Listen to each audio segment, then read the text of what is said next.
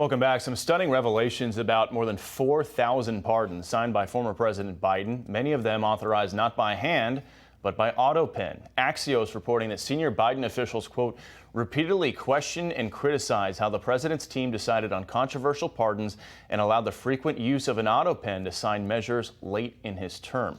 For more on this, we're going to bring in Dan Coe. He's a former Biden Deputy Cabinet Secretary. Dan, thanks for coming on this afternoon. Thanks for having me.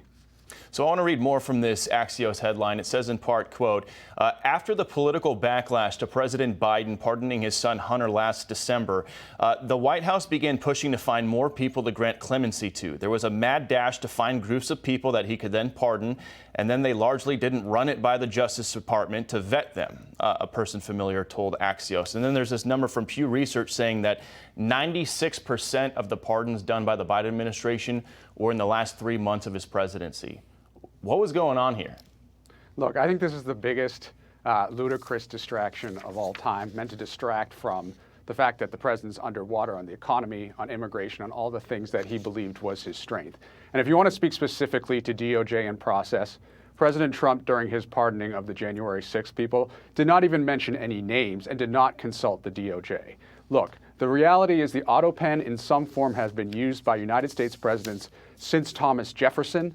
Constitutional scholars have said that for pardons, an autopen does not even need to be used. So I think we need to step aside these distractions and actually talk about things that actually make groceries cheaper for Americans, and it's not this sideshow.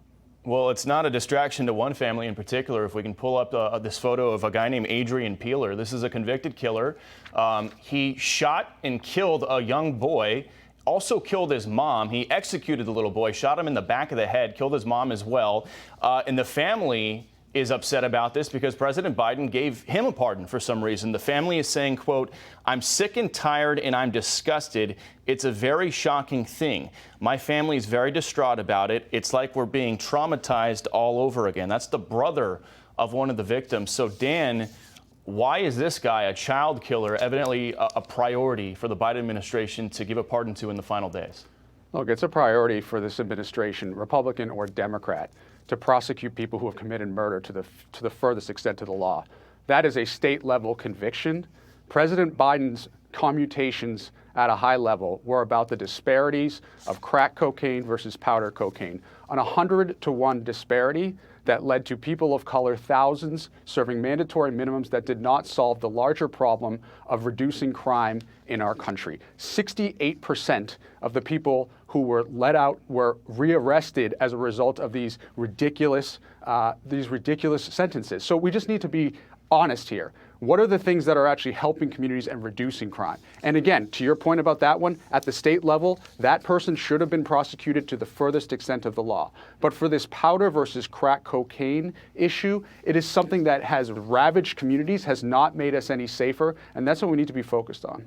Final 15 seconds to you, but to push back on that, why would you guys attempt to help a convicted child killer in any way, shape, or form? That is something that you should ask the state-level judges who, in my opinion, should be prosecuting murderers to the full extent of the law. But it was the Biden White House that gave him the pardon on the drug charges, so you're still helping him indirectly. Again, I would say that that is a state-level offense. That was a state-level sentence, and they should be prosecuted. Anybody who commits murder should be prosecuted to the full extent of the law. I am not disagreeing with you on that, sir. All right, got to leave it there. Dan Coe, thank you for your time this afternoon. Thank you. Hey, Sean Hannity here. Hey, click here to subscribe to Fox News YouTube page and catch our hottest interviews and most compelling analysis. You will not get it anywhere else.